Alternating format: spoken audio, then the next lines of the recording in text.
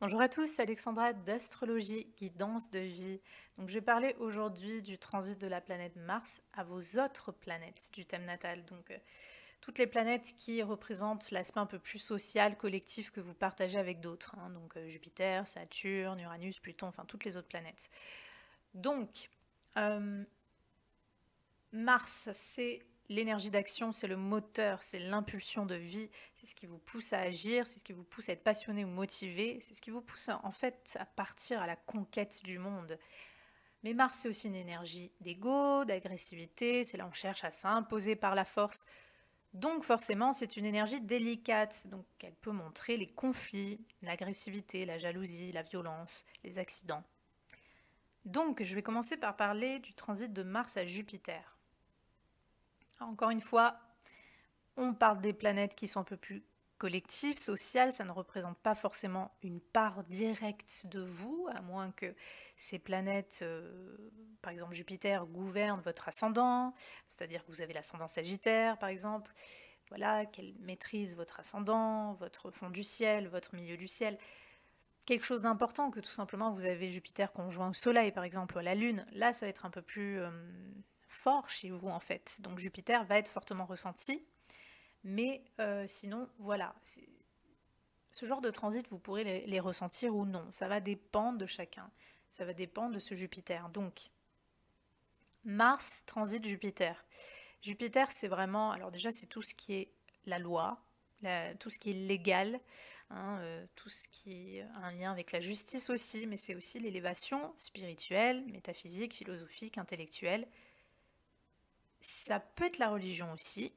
Euh, c'est une planète qui nous pousse à sortir de notre zone de confort. Donc forcément, lorsque Mars va toucher en transit votre Jupiter, donc ça va durer quelques jours, il va peut-être vous donner un peu plus envie de sortir de votre zone de confort, de voyager, de corps ou d'esprit, de découvrir de nouvelles personnes, de nouvelles cultures, de lire davantage, de vous instruire. Donc ça, c'est le bon côté. Vous pourriez avoir envie de vous ouvrir à d'autres horizons, à des choses que peut-être jusqu'à maintenant vous ne vous êtes jamais ouvert. Donc ça va vous donner l'envie de partir à l'aventure, de découvrir des choses. Ça va vous donner l'énergie nécessaire. Vous pourriez rencontrer des hommes ou des figures masculines qui sont étrangères ou qui sont philosophes ou qui sont comme des professeurs aussi durant quelques jours.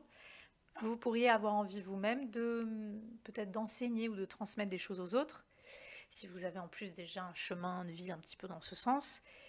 Par contre, alors ça peut aussi vous donner l'envie de, ou tout simplement vous donner l'opportunité de légaliser des choses dans votre vie, de passer à l'action pour mettre en place, je sais pas, certains papiers ou faire changer votre statut social par exemple. Mais ça peut donner aussi des conflits.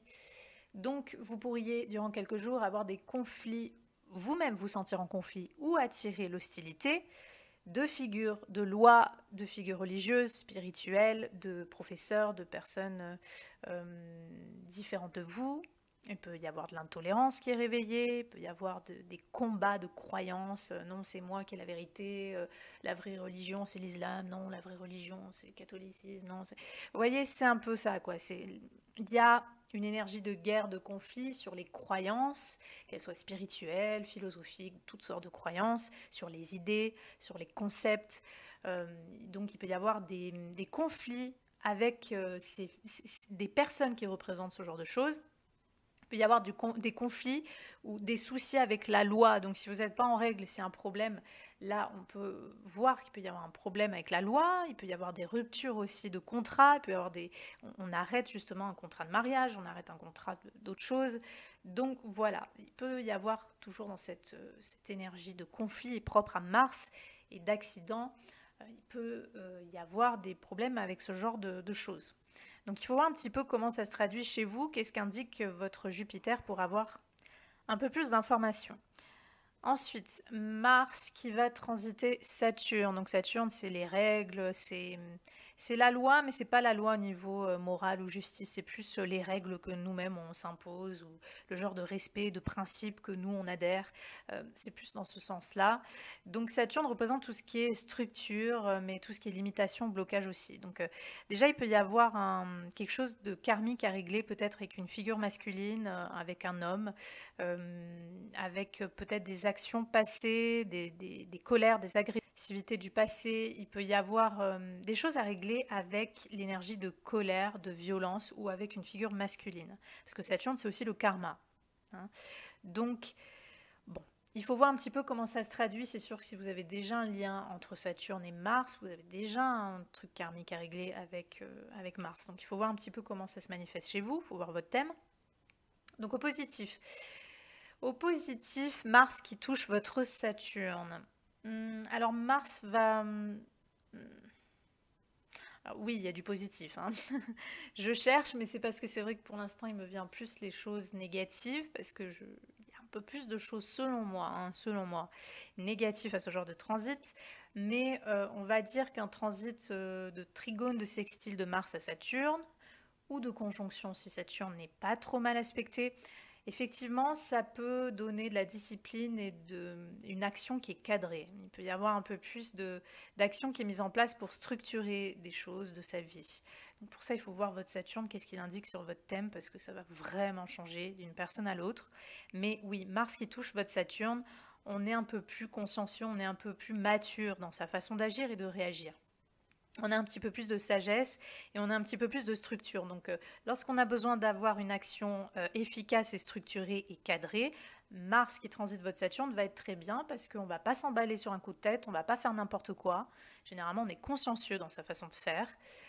Donc ça, c'est bien. Tout ce qui est travail productif, tout ce qui est justement travail, faire les choses bien, de façon efficace. Ça, pour ça, Mars en transit à Saturne peut être bien. Mais c'est vrai que j'ai de suite un petit peu fait la grimace parce que par rapport à ce contact, parce que c'est vrai que Mars c'est l'énergie de vie et Saturne a tendance quand même à amoindrir un petit peu.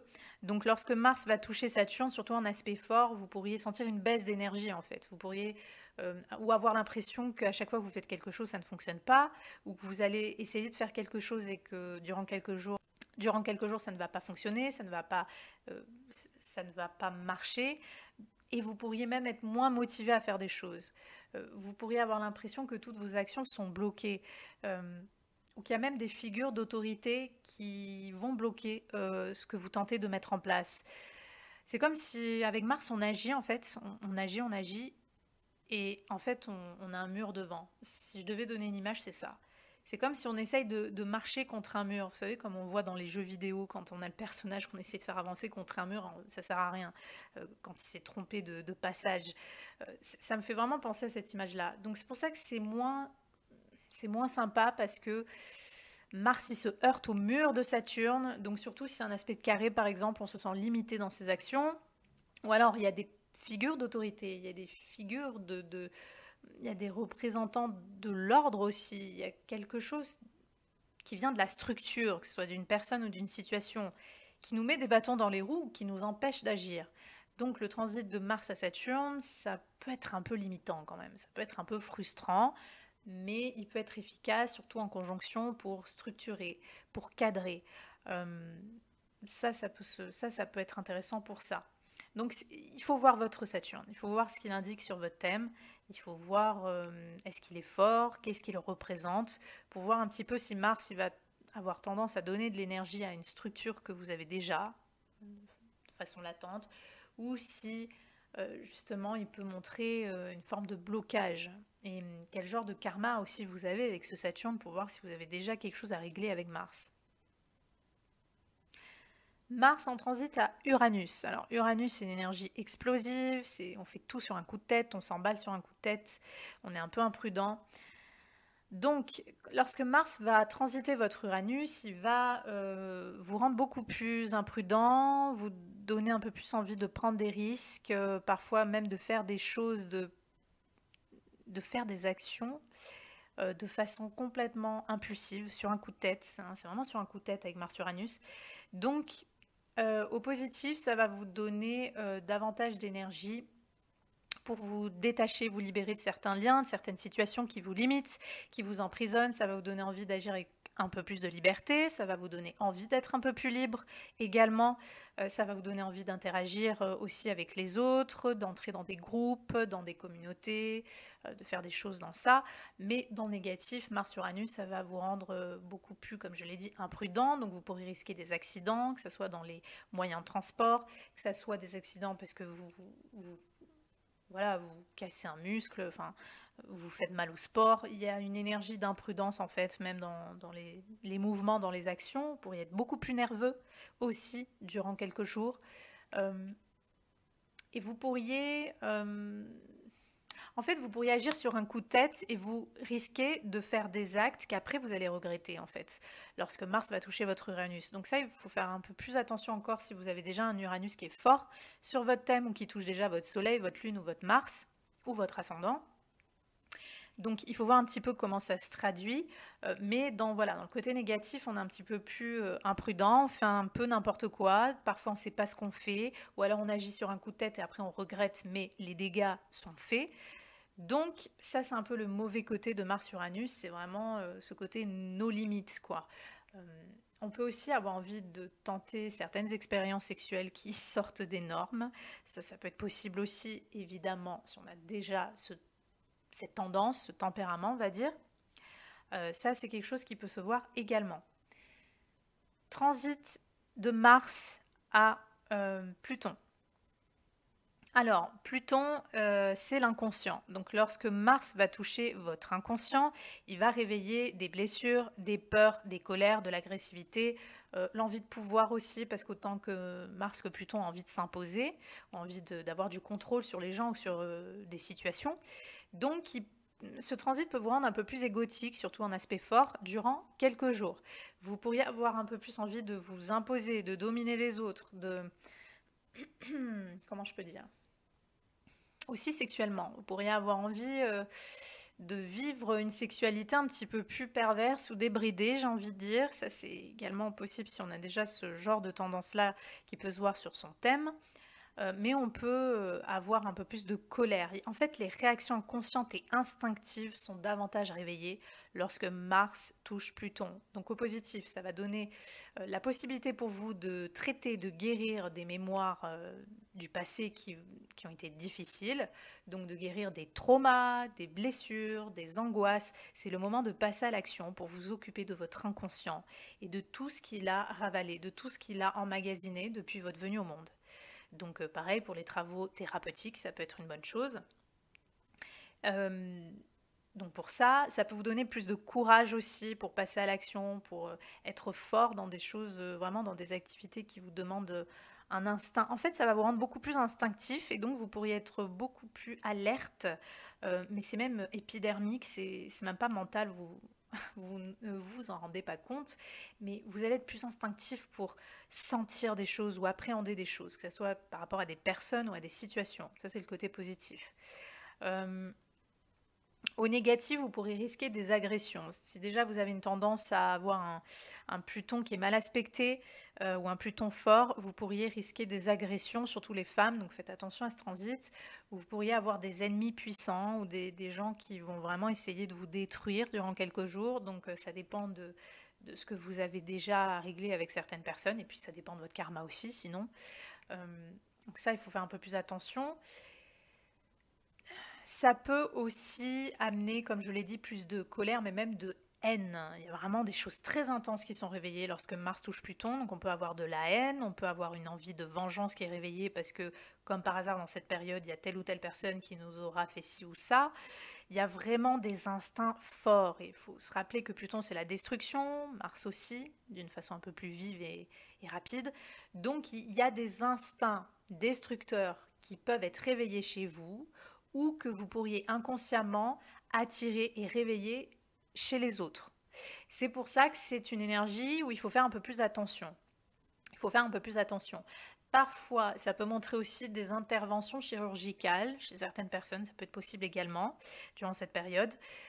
Mais voilà, on va faire attention à tout ce qui est égo durant ces moments-là, à tout ce qui est instinct destructeur, vengeance, haine, tout ce qui n'est pas réglé, tout ce qui nous met en colère, la jalousie, la possessivité, on peut être un peu plus obsessionnel. Si on a affaire à, par exemple, à des hommes qui ont déjà un problème avec leur façon de vouloir obtenir par la force certaines choses. Donc des hommes par exemple qui peuvent aussi être agressifs, violents ou même qui peuvent abuser, que ce soit sexuellement ou pas. Il y a ce genre d'instinct-là qui peut être davantage réveillé chez ces hommes. Donc c'est le moment de défouler en fait toute cette énergie, cet instinct dans quelque chose qui soit constructif parce qu'on peut être un peu plus destructeur durant quelques jours. Donc Mars-Pluton, toujours, il faut faire attention, il faut être très prudent avec ce genre d'énergie. Lorsque Mars va transiter votre Neptune, alors là, ça va vous donner l'envie de rêver, de planer ou alors de ne rien faire. C'est simple, Neptune, c'est vraiment cette énergie paresseuse, passive, ou alors c'est une énergie qui nous inspire. Donc c'est sûr pour les artistes, Mars qui va toucher votre Neptune, on va mettre toute notre énergie dans une œuvre, dans une créativité, il va y avoir beaucoup d'imagination, on va se laisser rêver et hop, on va composer. Maintenant, c'est vrai que on a quand même une énergie un peu passive, donc beaucoup de personnes peuvent manquer d'énergie, de courage, de motivation durant quelques jours. Donc c'est peut-être le moment pour vous reposer, pour faire une petite retraite, pour prendre du temps pour vous. Neptune, forcément, c'est aussi les addictions, que ce soit des substances, alcool, drogue ou autres. Et j'ai l'ordinateur qui a envie de se faire entendre. Donc forcément, si vous avez un problème d'addiction, si vous avez des dépendances, qu'elles soient affectives ou à l'alcool, à la drogue, aux jeux vidéo, Mars va, durant quelques jours, amplifier ou vraiment vous mettre en lumière, créer le souci. Ça veut dire que ça va vraiment vous donner encore plus envie de boire, de prendre des drogues, vous avez peut-être passé jour et nuit sur les jeux vidéo. Ça va accroître en fait les dépendances et les addictions. Donc ça sera peut-être le moment de voir si vous avez ce problème, justement, de voir pour le guérir, pour le traiter, ce souci. Donc voilà, énergie inspirante, envie aussi parfois pour certaines personnes de se dévouer davantage dans des causes, de rendre service, de faire du bien. Pour d'autres personnes, il y a vraiment l'envie de rien faire, de juste méditer ou de rester tranquille. Donc reposez-vous parce qu'il peut y avoir une baisse d'énergie. Pour d'autres personnes, ce sera le moment de voir s'il y a des addictions, s'il y a des dépendances parce que ça peut être un petit peu rehaussé durant quelques jours. Donc voilà, il faut voir un petit peu comment ça se traduit chez vous pour y avoir des ennemis ou des personnes qui partent derrière votre dos, des ragots, parce que c'est toujours cette énergie aussi secrète, Neptune, c'est ce qu'on ne voit pas, c'est ce qui est dans l'ombre. Donc du coup, avec Mars qui représente l'ennemi aussi, l'adversaire, le rival, vous pourriez avoir des personnes par exemple qui durant quelques jours vont parler derrière votre dos ou qui vont essayer de un petit peu aussi de vous drainer, de prendre votre énergie. Faites très attention par exemple durant le transit de Mars et Neptune. Si vous êtes entouré de personnes qui ont tendance à être énergivores, durant quelques jours, vous pourriez vous sentir plus facilement drainé par ce genre de personnes. Parce que Mars est une énergie qui prend. Neptune, c'est une énergie qui se donne, et même qui donne trop, même qui se perd, qui se noie, qui se désintègre, tellement elle se donne. Vous voyez? Donc, Mars, il y a peut-être des personnes ou quelque chose qui va prendre votre énergie durant quelques jours. Donc c'est toujours pareil, ce que je fais, c'est une interprétation générale. C'est vraiment des énergies qui sont déjà collectives, on partage un inconscient collectif, et surtout ce sont des énergies subtiles. Donc ça va dépendre de votre thème, ça va dépendre de votre Neptune, ça va dépendre de ce qu'indique déjà votre thème. Est-ce que ces planètes-là sont dominantes chez vous, dans votre personnalité, dans vos thématiques de vie ou non? Quel genre de secteur est impacté par ce Neptune, Mars-Neptune? Il peut aussi y avoir par exemple des personnes qui cherchent à vous voler, qui cherchent à vous duper ou à profiter de vous. Par exemple, si vous devez signer un contrat très important avec quelqu'un dont déjà vous doutez un petit peu et que vous avez un Mars qui transite votre Neptune en carré, on va faire un peu attention parce que peut-être effectivement on peut voir de la duperie de la part de quelqu'un, du vol. Donc on va faire un petit peu plus attention aussi à ce genre de choses. Donc rappelez-vous que ce que je fais sont des interprétations générales, encore plus avec les planètes collectives ou générationnelles. Ce sont des choses que vous pourriez sentir, mais c'est des choses qui peuvent aussi qui peuvent agir vraiment dans l'inconscient. Surtout dès qu'on parle de Neptune, de Pluton. Donc il faut vraiment prendre un petit bémol et petit recul sur ces planètes parce que peut-être que vous n'allez rien sentir du tout durant quelques jours. Voilà pour vous, c'était mon interprétation, j'espère qu'elle vous aura plu et moi je vous dis à bientôt pour de prochaines vidéos.